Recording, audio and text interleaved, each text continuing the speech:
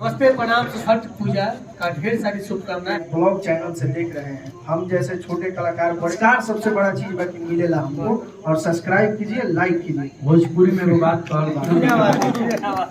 भैया के एगो ब्लॉग चैनल बनल बा, इंटरटेनमेंट करावत रहा। नमस्ते, प्रणाम, सत श्री अकाल। सबको के गोड़ लागत नहीं। छठ पूजा का ढेर सारी शुभकामनाएं आप सबको, और जितने भी हमारे भोजपुरिया दर्शक है और हम सबको देखने वाले हैं, वो सबको पैर छू के प्रणाम। और हमारे साथ में आप देख रहे हैं, यहाँ पे हैं कृष्णा बलराम, जो आरस है भाई, मेरे सिंगर है, बहुत अच्छे एक्टर है। और ये जो बगल में खड़े हैं राम बाबू जी हैं, गायक एक्टर, सब मल्टी टैलेंटेड यहाँ पे रंजन भी है, A to Z। तो आइए, लीजिए आप लोग दो शब्द कृष्णा भाई से और बलराम भाई से बात कीजिए। सबसे पहले जितने भी हमारे फैंस, जितने भी हमारे गार्जियन हमको हमारे बड़े भाई के ब्लॉग चैनल से देख रहे हैं, ऋतिक भैया के चैनल से, सबको चरण स्पर्श और सभी को। और हमारा बहुत सुंदर टीम, हमारे बड़े भाई गार्जियन ऋतिक भैया, राम बाबू भैया जो कि सिंगर, एक्टर और बहुत सुंदर कैमरामैन, और पिंटू भैया पिंटू भैया बाड़े, लेकिन वो थोड़ा सा और हमारे बड़े भाई रंजन भैया कैमरामैन। तो सारे लोग अभी हम लोग एक शूट किए, और हमारे बड़े भाई चंदन पाठक भैया भी है, और हम लोग अभी गाना एक शूट किए, बहुत उमंग से शूट किए, क्योंकि वो गाना थोड़ा जैसे हमारे घर में जो हमारी देसी चीज है वो मिजाज की गाना थी, तो हम लोग किए और बहुत अच्छा लगा। और बाकी तो भैया को आप लोग तो जानते ही हैं, भैया का रोज काम आप लोग, हम जैसे छोटे कलाकार, बड़े कलाकार, सारे स्टार जितने भी हैं, सब लोग से अवगत हैं हमारे बड़े भाई ऋतिक भैया।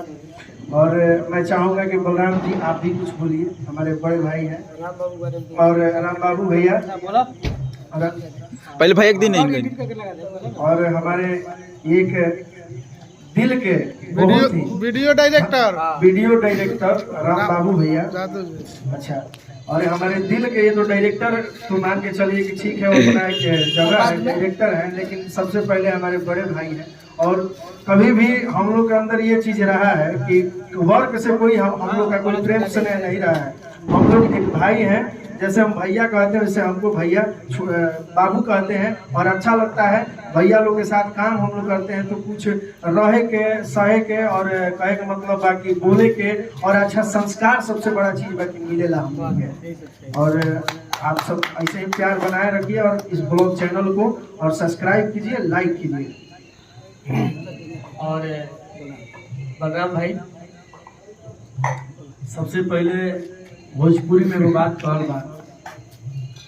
कि जब मिजाज के लोग मिले तो मिजाजे में बात कर तो लागेला कि अपन घर ही हम। तो सबसे पहले हम बलराम उर्फ बल्लू जी यथा शिष्टाचार से किताब भैया चाचा के लिए से गोड़ छुके गोड़ लगे।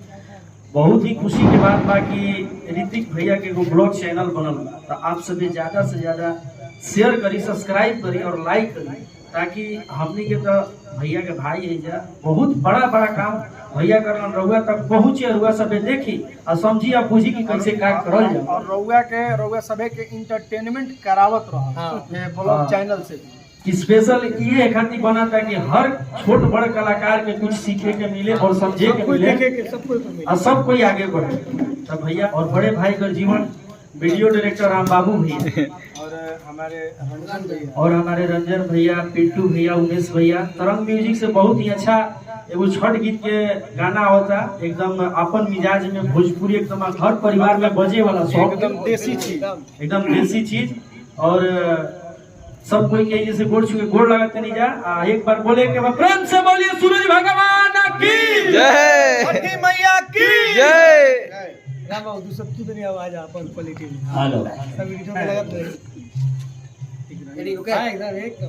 नमस्कार, प्रणाम सबके के फिर से वही टीम हुई का सबके स्वागत बा।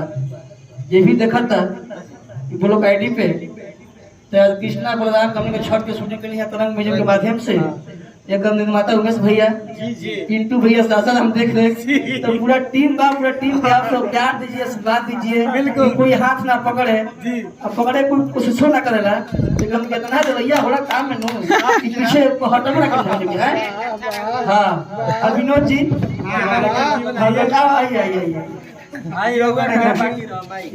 तो मेन मालिक यही है और ये बाल बच्चा है। तो आप सब बस ही प्यार दीजिए, आशीर्वाद दीजिए। ये हम लोग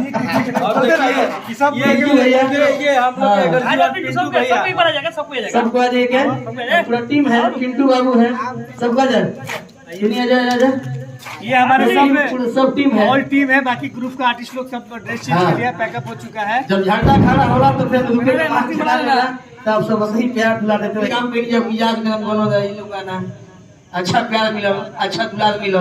अब फिर छठ की दिन लोग लेके ये भी लेके हैं, बिल्कुल फिर लोग की धमाल होई, फिर होली होली। प्रेम से बोले छठी मैया की जय। जय।